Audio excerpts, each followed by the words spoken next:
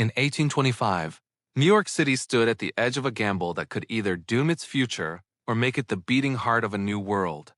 Muddy streets, wooden docks, and desperate ambition collided in a decision that would quietly redraw the map of human progress. By the opening years of the 19th century, New York City was still a vulnerable coastal town rather than the global capital it would later become.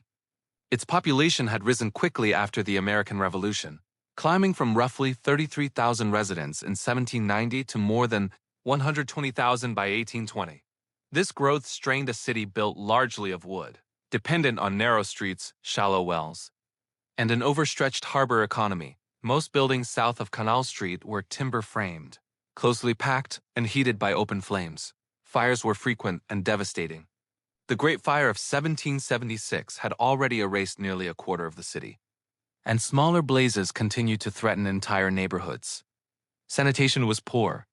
Waste flowed into open drains, contaminating water supplies and contributing to recurring outbreaks of yellow fever, including major epidemics in 1795, 1798, and 1805 that killed thousands and sent wealthier residents fleeing north each summer. Poverty was visible in crowded boarding houses and informal settlements near the docks. Many recent immigrants, especially from Ireland and Germany, worked as laborers, porters, or servants, earning unstable wages and living in cramped conditions. Along the East River waterfront, dock workers unloaded barrels of flour, timber, and molasses that sustained the city's limited trade network, while merchants worried about competition from Philadelphia and Boston, which at the time rivaled or surpassed New York in economic influence. Nothing about the city's future was guaranteed. Its infrastructure was fragile, its public health unreliable, and its dominance uncertain. Yet within this dense wooden grid, fear of disaster existed beside growing confidence that commerce, migration, and geographic advantage might still carry New York towards something far larger than its current limits. By the early 1800s, New York's leaders faced a problem that threatened to cap the city's future. The Atlantic trade routes that sustained its economy were crowded and vulnerable, and inland commerce remained painfully slow. Moving goods from the American interior to the coast depended on dirt roads, river shortcuts, and wagon routes that were unreliable, expensive, and seasonally crippled by mud, snow, and flooding. At the same time, a vast economic prize lay just beyond reach. The fertile lands of western New York, the Ohio Valley, and the Great Lakes region were rapidly filling with farmers, mills, and frontier towns. Their grain, timber, and raw materials were destined to shape the nation's economy. But most of that wealth was drifting south through the Mississippi River toward New Orleans. If New York could not redirect that flow eastward, it risked being sidelined as America expanded west. The proposal that emerged was radical. A continuous man-made canal stretching more than 360 miles from the Hudson River to Lake Erie. It would cut across forests, swamps, rivers, and rocky ridges that had never been engineered on such a scale in North America. Many prominent figures dismissed it outright. Newspapers mocked it as Clinton's ditch, predicting bankruptcy, collapsed banks, and political ruin. The scale of the undertaking was unprecedented. No American state had attempted infrastructure of this magnitude, and few engineers possessed formal training. Financing it required public debt on a level that frightened legislators and taxpayers alike. Yet behind the ridicule was a growing realization. If the canal succeeded, it would permanently rewire trade, migration, and power in the young United States. At the center of the canal campaign stood DeWitt Clinton, a former United States Senator, New York City mayor, and by 1817, governor of New York. Clinton believed that New York's geography offered a rare opportunity to control the flow of commerce between the Atlantic Ocean and the American interior.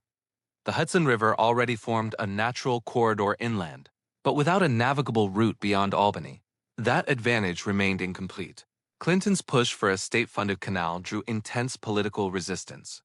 Federal funding had been briefly considered under President James Madison, but the proposal stalled in Congress, leaving New York to shoulder the entire cost. Within the state legislature, critics warned that the project would bankrupt taxpayers and collapse public credit. Opponents portrayed Clinton as reckless and self-serving, and the canal became a focal point of partisan warfare between Democratic Republicans and emerging political rivals. Despite the backlash, Clinton continued to lobby lawmakers, merchants, and agricultural interests. In April 1817, after years of debate, the New York State Legislature authorized construction of the canal, approving an initial appropriation of $7 million, a massive sum for the era. Clinton staked his political future on the decision. When he lost the governorship shortly after construction began, many assumed the canal would die with his career. Instead, work continued. Clinton remained a visible advocate, touring construction sites and defending the project publicly. His willingness to absorb ridicule, political isolation, and personal defeat underscored the scale of the gamble. If the canal failed, he would be remembered as the architect of one of the greatest financial disasters in American history.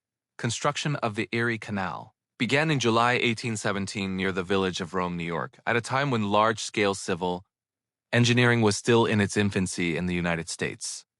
The route stretched roughly 363 miles, crossing dense forests, marshlands, and limestone ridges with few existing roads and almost no mechanized equipment. Most labor was done by hand, using shovels, pickaxes, wheelbarrows, and horse-drawn carts. Workforce was composed largely of recent immigrants, particularly Irish laborers, who accepted grueling conditions for low pay. Work camps formed along the route, often lacking sanitation, medical care, or stable shelter. Accidents were common, and outbreaks of malaria and dysentery swept through canal crews, slowing progress and claiming lives. Yet the canal advanced steadily, section by section, through a newly developed system of locks, aqueducts, and embankments. In New York City, preparations were underway to receive the canal's future trade. The waterfront was expanded and reorganized. Warehouses multiplied along the East River. New roads and markets were planned to accommodate the expected flow of grain, timber, and manufactured goods. Merchants invested in new shipping firms, anticipating a surge in inland trade that would eclipse existing coastal routes. As construction progressed through the early 1820s, confidence in the canal's success grew. Land values rose along its projected route. Towns such as Syracuse, Rochester, and Buffalo expanded rapidly, driven by canal traffic and milling industries. New York City, though still constrained by disease, fire risk, and fragile infrastructure, began to experience a shift in identity. It was no longer simply a port city. It was becoming the eastern anchor of a transportation system that promised to redefine American commerce. Even before the first boats had fully proven that promise, on October 26, 1825, New York formally opened the Erie Canal after 8 years of construction.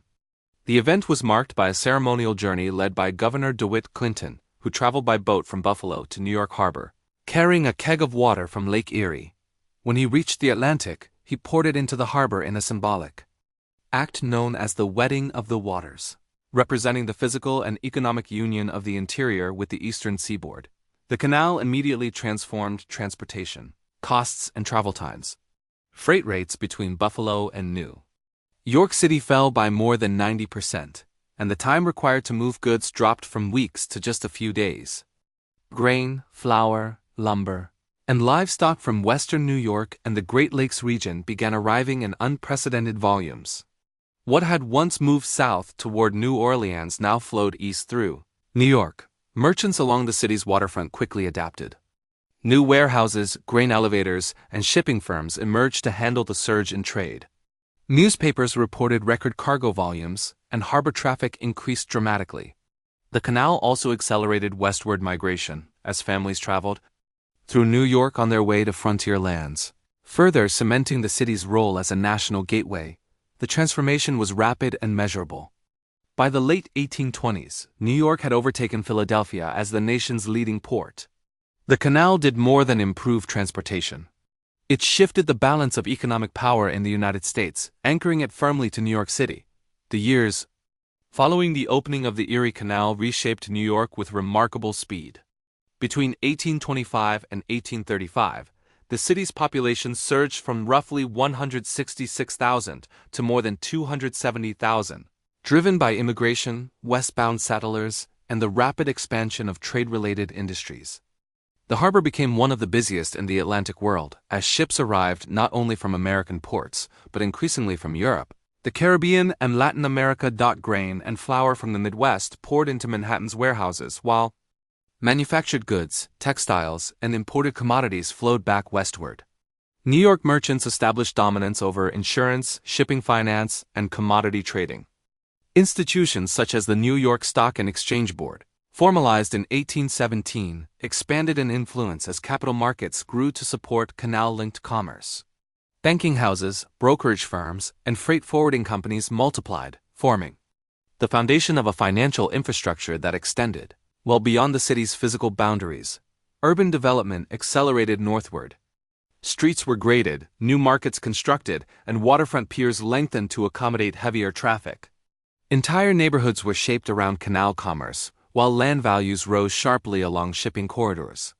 Other cities, including Baltimore, Philadelphia, and Boston, attempted to expand their own transportation networks, but none could match New York's direct, cost-effective access to the interior. By the early 1830s, New York was no longer simply the largest American port. It had become the nation's primary commercial clearinghouse, controlling the movement of goods, capital, and people across vast distances. The canal had quietly transformed a regional city into the economic center of an expanding continental system. The prosperity unleashed by the Erie Canal also produced consequences that reshaped daily life in ways that were far less celebrated. Rapid population growth intensified overcrowding in Lower Manhattan, where working families crowded into aging wooden buildings subdivided into narrow, poorly ventilated rooms.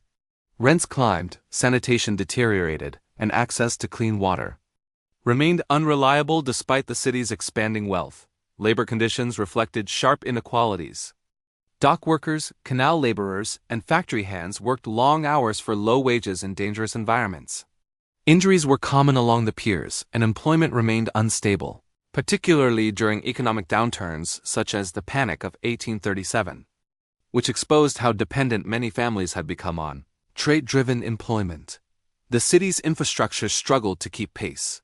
Fires continued to devastate neighborhoods, culminating in the Great Fire of 1835, which destroyed hundreds of buildings and large sections of the financial district.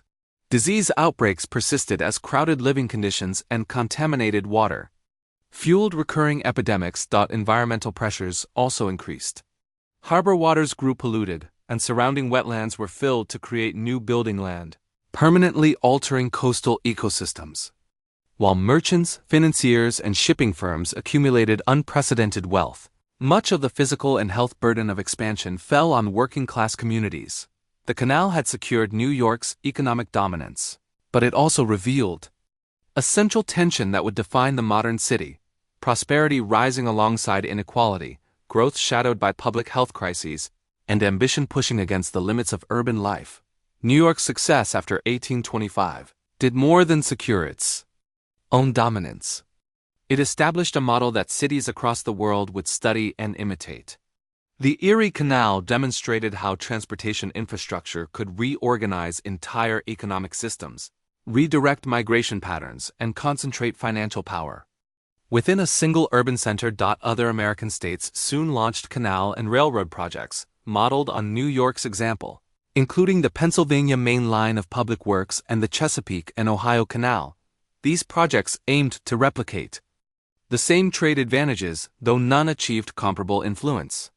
International observers took note as well, recognizing that New York had engineered an artificial gateway linking distant agricultural regions to global markets. The city also pioneered modern port management, commodity warehousing, and shipping insurance systems that would later become standard in major commercial capitals. Its banks developed mechanisms for financing long-distance trade, while its exchanges standardized commodity pricing and contract practices. By the mid-19th century, New York's formula of infrastructure-led expansion had become the foundation of industrial urban growth. The canal had quietly introduced a new rule of city building: controlled transportation and economic gravity will follow. This principle continues to shape metropolitan development across continents, nearly 2 centuries after the first boats entered the Hudson. The transformation set in motion in 1825 continues to shape modern life in ways that often go unnoticed. The Erie Canal established New York as the primary gateway between inland production and global markets. a role that later expanded through railroads, shipping lines, and financial networks. The logistical corridors formed in the canal era evolved into today's freight routes, port systems, and supply chains that move food, fuel, and manufactured goods across continents. New York's rise also cemented patterns of immigration that persist into the present. Millions of people entered the United States through the city during the 19th and early 20th centuries, reinforcing its identity as a point of arrival, opportunity, and cultural exchange. Financial institutions that grew alongside canal commerce later became pillars of global banking and investment. At a deeper level, the canal introduced a philosophy that still governs urban development. Large-scale infrastructure can permanently redirect economic gravity. Modern megaprojects, from shipping ports to high-speed rail corridors, continue to follow this logic. The choices made in 1825 did not simply elevate one city. They helped to define how nations build, trade, and expand, leaving a blueprint that still structures the modern world.